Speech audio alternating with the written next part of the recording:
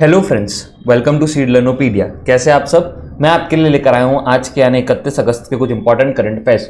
अगर आपने हमारे प्रीवियस वीडियोस नहीं देखे तो जाकर जरूर देखिएगा और हमारे चैनल को लाइक शेयर सब्सक्राइब जरूर कीजिएगा और इस वीडियो को भी अंत तक देखिए ताकि आपको नई नई चीजें सीखने को मिले और आपके एग्जामिनेशन की जो प्रिपरेशन है वो और भी बेहतर तरीके से होती रहे। तो चलिए शुरुआत करते हैं आज के पहले सवाल से। आज का पहला सवाल है, recently Anant Narayan Gopal Krishnan was appointed as the fourth whole time director या फिर होल टाइम मेंबर ऑफ, ठीक है, तो सही आंसर होगा सेबी। देखिए अनंत गोपाल कृष्णन जो कि SP Jain institute for management and research, यहां पर एक एसोसिएट प्रोफेसर है। इनको क्या कर लिया गया है, फोर्थ होल टाइम मेंबर बना लिया गया है सेबी का। सेबी में 4 होल टाइम मेंबर है, फोर्थ की जो है वैकेंसी बहुत दिनों से खाली थी, अब वहां पर 4 हो गए हैं। एक है अनंत नारायण गोपाल कृष्णन, बाकी 3 मैं आपको बता देता हूं, जो कि है एस के मोहंती, अनंता बरुआ, अश्विनी भाटिया, जो कि मैं आपको पहले ही अश्विनी भाटिया के बारे में बता चुका हूं, ठीक है, तो ये याद रखेंगे। और चौथे नंबर के कौन है, अनंत नारायण गोपाल कृष्णन, ये चीज आप ध्यान रखेंगे। चेयरपर्सन सेबी के अगर आपको चेयरमैन या चेयरपर्सन पूछ ले तो आप लिखेंगे क्या है, कौन है, मधबी पुरी बूच, जो कि फर्स्ट टाइम कोई विमेन क्या बनी है, सेबी की चेयरपर्सन बनी है, तो ये इंपॉर्टेंट हो जाती है, ठीक है, ये याद रखिएगा। चलिए अगले सवाल पे चलते हैं। अगला सवाल है, state own hydro power giant NHPC यानी national hydro electric power corporation has linked a pact with which of the following UT या state government for implementation of 500 megawatt दुगर hydro electric project. देखिए इन्होंने हिमाचल प्रदेश के साथ, ठीक है, तो सही आंसर होगा यहाँ पे हिमाचल प्रदेश के साथ एक जो है पैक्ट साइन किया है, यहाँ पे एमओयू साइन किया है, जहां पर इन्होंने कहा है कि हम एक जो हाइड्रो इलेक्ट्रिक प्रोजेक्ट जो है स्टैब्लिश करेंगे, कहां पर, दुगर में, तो उसका नाम है दुगर हाइड्रो इलेक्ट्रिक पावर प्रोजेक्ट, और ये जो है 500 मेगावाट का होगा, तो याद रखिएगा NHPC plus Himachal Pradesh government.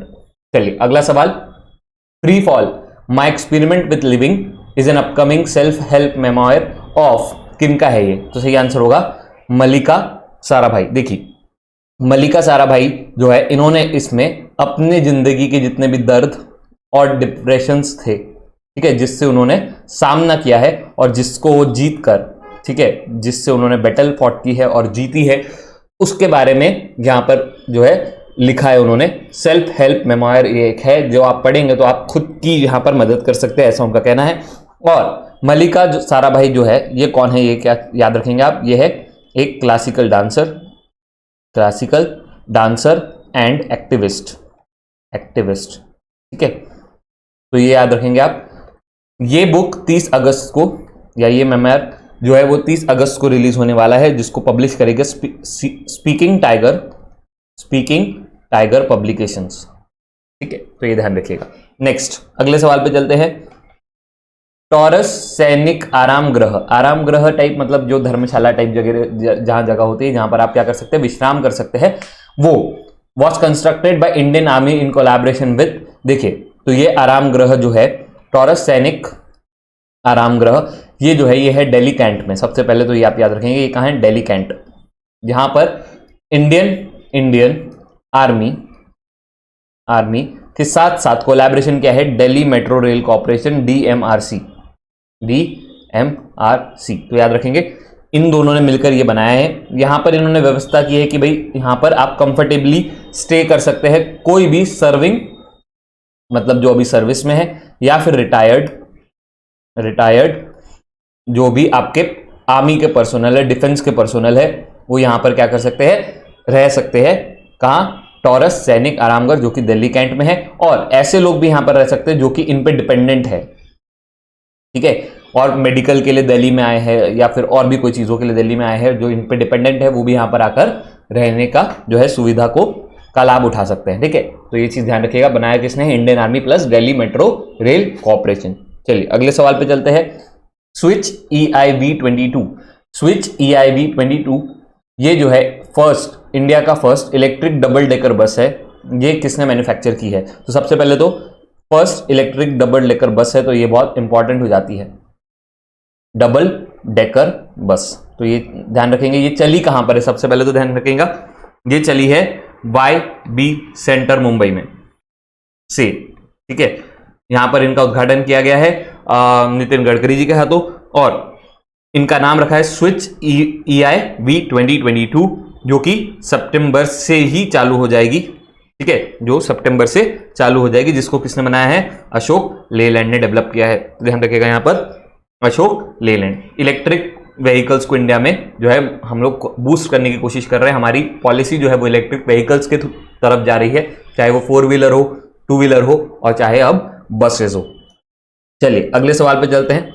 अगला सवाल है, where is Pandit Deendayal Upadhyay national institute of person with physical disabilities located. देखिए सबसे पहले तो ये क्वेश्चन क्यों आया है, एक स्टैटिक तरीके का क्वेश्चन है। देखिए क्या है, गवर्नमेंट ने कहा है कि हमको एम्पावर करना है जो भी ऐसे पर्सन हैं जो डिसेबिलिटीज से जूझ रहे हैं, ठीक है, जो डिसेबिलिटीज से पीड़ित है, उन लोगों को हमको और ज्यादा एम्पावर करना है, उन लोगों को हमको और ज्यादा क्या देना है, शक्ति देना है। तो हम लोग क्या कर रहे हैं, जो भी उनका मैनुअल कस्टमाइजेशन होता है उसको 3D प्रिंटिंग से, 3D प्रिंटिंग टेक से क्या करने वाले हैं, हम लोग चेंज कर देंगे। यहां पर हम लोग क्या कर सकते हैं, उनके जो आर्टिफिशियल लिम्ब है वो भी 3D प्रिंटिंग से करेंगे, और साथ साथ इनका जो स्पाइनल ब्रेसेस है, स्पाइनल ब्रेसेस, ये भी हम लोग क्या करने वाले हैं, 3D प्रिंटिंग से करने वाले हैं। और इसका पहला जो है केस, जो इन्होंने 18 साल की एक लड़की पर ये ट्राई किया है, जो कि जिनका स्पिनल ब्रेसेस जो है वो 3D प्रिंटिंग टेक से बनाया गया है। फर्स्ट टाइम इंडिया में ऐसा हुआ है, जो किया कहां पर गया है, Pandit Deendayal Upadhyay national institute for person with physical disability. इसलिए पूछा गया है कि ये कहां पे लोकेटेड है, तो ध्यान रखिएगा ये जो है दिल्ली में लोकेटेड है, ठीक है। चलिए अगले सवाल पे चलते हैं। अगला सवाल, who took over as a president of Indian Olympic Association. Indian Olympic Association, आपको याद होगा कुछ दिन पहले मैंने आपको बताया था, मेरे ख्याल से 18 जुलाई के आसपास, 18 जुलाई को क्या हुआ था, नरेंद्र बत्रा, ठीक है, नरेंद्र बत्रा, इन्होंने पर्सनल रीजन देते हुए क्या किया था, इंडियन ओलंपिक एसोसिएशन के प्रेसिडेंट के पद से रिजाइन कर दिया था, ठीक है, और तब से ये सीट खाली थी। तो अब इंडियन ओलंपिक एसोसिएशन ने बोला है कि आदिल सुमारीवाला जो है, इनको बनाया जाए नया प्रेसिडेंट, जब तक के क्या नहीं होते, नए फ्रेश इलेक्शंस नहीं होते, ठीक है। तो अभी ये टेम्पररी है, इंटरिम है, जब तक के फ्रेश इलेक्शंस नहीं होते। कुछ फ्रेश इलेक्शन होने के बाद हम लोग क्या करेंगे, सही में हमारे प्रेसिडेंट को चुनेंगे। तो ध्यान रखिएगा यहां पर किसको बनाया गया है, आदिल सुमारीवाला। चलिए अगले सवाल पे चलते हैं। National sports day is observed on August 29। सबसे पहले तो यहां पर आपको आंसर बताया गया है कि नेशनल स्पोर्ट्स डे कब मनाया जाता है, August 29 को। और ये डे किसको याद करने के लिए मनाया जाता है, तो ध्यान रखिएगा 29 अगस्त को क्या होता है, मेजर ध्यानचंद जो कि हमारे कंट्री के एक बहुत ही फेमस हॉकी एथलीट या फिर हॉकी लेजेंड जिनको कहा जाता है, ठीक है, उनकी ये बर्थ एनिवर्सरी होती है, बर्थ एनिवर्सरी। और उसी को जो है याद करते हुए और बाकी स्पोर्ट्स को भी और स्पोर्ट्स पर्सन का जो भी कंट्रीब्यूशन है हमारे कंट्री में, उनको याद करते हुए हम लोग क्या मनाते हैं, नेशनल स्पोर्ट्स डे, ठीक है। तो यहां पर सही आंसर होगा ध्यानचंद। 29 अगस्त याद रखेंगे आप। और ये 2012 से हम लोग ने मनाना शुरू किया था और अब जो है इसको कंटिन्यू हम उस साल से मना रहे हैं। चलिए अगले सवाल पे चलते हैं। The dash edition of India USA होना चाहिए, India USA joint special exercise Vajra Prahar took place in Himachal Pradesh इन अगस्त 2022। देखिए मैंने आपको बताया था कि ये बता चुका हूं, ये रिपीट क्वेश्चन है। वज्र प्रहार जो है वो 13th एडिशन इस बार हो रहा है, कहां पर, बकलो हिमाचल प्रदेश में, ठीक है। 13th एडिशन जिसका क्या नाम है, वज्र प्रहार, इंडिया और यूएसए के बीच में ये होता है। और 12th एडिशन कहां पे हुआ था, ये भी मैं आपको बता चुका हूं, अक्टूबर 2021 में ये हुआ था वॉशिंगटन डीसी में, ठीक है।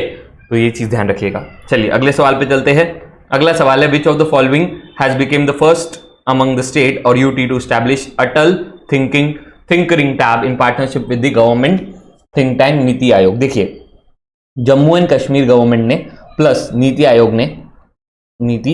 आयोग इन्होंने बोला है कि 50-50% में हम लोग क्या करने वाले हैं, जो है अटल थिंकरिंग लैब्स, ये जो है यहां पर एस्टैब्लिश करने वाले जम्मू एंड कश्मीर में। कम से ये जो है 500 के आसपास अटल थिंकरिंग लैब जो है वो जम्मू एंड कश्मीर में बनाने वाले हैं। अटल थिंकरिंग लैब ऐसी जगह होगी जहां पर यंग माइंड्स जो है, ठीक है, वो क्या करेंगे, अपने आइडियाज को हकीकत में बदलेंगे या फिर उनको शेप देंगे, और यहाँ पर उनको नई नई स्किल्स भी सीखने को मिलेगी या फिर अपने स्किल्स का वो यहाँ पर डेवलपमेंट भी कर सकते हैं। बहुत अच्छी ये एक योजना है अटल थिंकरिंग लैब, जो कि जम्मू एंड कश्मीर प्लस नीति आयोग है, ध्यान रखिएगा। चलिए next, recently who among the following became the first cricket player in the history to play 100 matches for an Indian in all formats of the game? देखिए विराट कोहली यहां पर सही आंसर होगा, जिन्होंने 100 गेमें खेल ली है सब फॉर्मेट में, जो भी फॉर्मेट्स होते हैं, टेस्ट, ओडीआई क्रिकेट और T20 क्रिकेट, इन सब में विराट कोहली ने क्या किया, 100 मैचेस खेल लिए। अभी रिसेंटली इंडिया वर्सेस पाकिस्तान का जो एशिया कप में मैच हुआ था वो उनका 100वां मैच था, और उस मैच के पहले तक के उन्होंने T20 में, ठीक है, T20 इंटरनेशनल में जो है 3,308 रन बनाए हैं और उनका एवरेज जो है वो है 50.12, तो यह ध्यान रखिएगा आप। चलिए अगले सवाल पे चलते हैं। अगला सवाल है, how many languages appear in the language panel of the Indian bank note in the addition to English and Hindi? English और हिंदी को छोड़कर 15 लैंग्वेजेस क्या होती है आपकी नोट पर होती है, ठीक है। इसको एक्सप्लेन करने जैसा कुछ नहीं है, ये है ना, आप जाकर नोट पे गिनती करिए, आपको मिलेगी 15 language plus English and Hindi. चलिए कुछ फैक्ट्स देख लेते हैं। यहां पर मैंने आपको कुछ दिन पहले बताया था कि ऑल इंडिया फुटबॉल फेडरेशन जो है इसको फीफा ने बैन कर दिया है, ठीक है। अब बता रहा हूं आपको कि इनका बैन को जो है, इनके बैन को रिवोक कर दिया है, हटा दिया है, रिमूव कर दिया गया है यहां पर, तो ध्यान रखिएगा। अब जो है ऑल इंडिया फुटबॉल फेडरेशन जो है फीफा के इवेंट्स में और बाकी सारी फुटबॉल लीग्स में या जो भी उनको है उसमें भाग ले सकता है, ठीक है। दूसरा फैक्ट हम लोग यहां देखते हैं, वर्ल्ड बैडमिंटन चैंपियनशिप हुआ है, वर्ल्ड बैडमिंटन चैंपियनशिप, तो विनर आपको याद रखना जरूरी है क्योंकि पूछा जाता है कि बताइए कौन जीता है कौन नहीं जीता है, ठीक है। तो मेल में जो जीते हैं उनका नाम है विक्टर एक्सेल्सन, और फीमेल में जो जीती है उनका नाम है यामागुची अकाने। तो ये दो नाम आप याद रखेंगे जो वर्ल्ड बैडमिंटन चैंपियनशिप जीते हैं, विक्टर एक्सेल्सन और यामागुची अकाने, ठीक है। चलिए नेक्स्ट, सर्बिया में अभी रिसेंटली इलेक्शंस हुए थे और सर्बिया के नए प्राइम मिनिस्टर वही बने हैं जो पिछले बार थे, उनको रीइलेक्ट कर लिया गया है, एना ब्रानाबिक, ठीक है। थोड़ा सा डिफिकल्ट है ये प्रोनाउंस करने के लिए, ध्यान रखिएगा। एना ब्रानाबिक जो है फिर से रीअपॉइंट हो चुके हैं, ध्यान रखिएगा सर्बिया के प्राइम मिनिस्टर कौन है।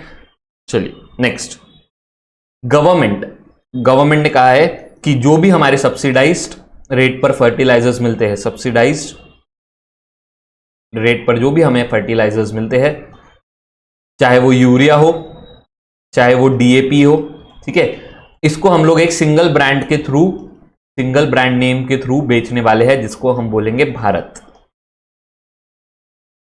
तो ये नाम याद रखेंगे आप, जिससे हम लोग सब्सिडाइज फर्टिलाइजर चाहे यूरिया हो डीएपी हो उसको हम लोग सिंगल ब्रांड या सिंगल कंपनी के थ्रू बेचने वाले हैं, जिसका नाम है भारत। तो ये ध्यान रखिएगा। चलिए थैंक यू सो मच, कल मिलते हैं कुछ इंपॉर्टेंट करंट अफेयर्स के साथ। तब तक आप करंट अफेयर्स को रिवाइज करते रहिए, हमारे चैनल को लाइक शेयर सब्सक्राइब कीजिए, अपना ख्याल रखिए और हमें कॉमेंट करके बताइए कि कैसा लग रहा है आपको ये video. Thank you so much.